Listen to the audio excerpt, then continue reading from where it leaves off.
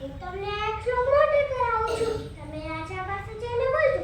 રાજા જરૂર તમને ખુશ કરશે. તભાભાઈ તો તે શ્લોક બોલતા બોલતા રાજાના દરબારે જવા નીકળ્યા. રસ્તામાં એક મોટી નદી આવી. તભાભાઈએ ત્યાં એક દિવસ રોકાવાનો વિચાર કર્યો. પહેલા તભાભાઈએ સ્નાન કર્યું, પછી ભાતું ખાયું. તેવું બધું કરવામાં પેલો ગંગાએ શ્લોક શીખવ્યો હતો તે ભૂલી ગયો.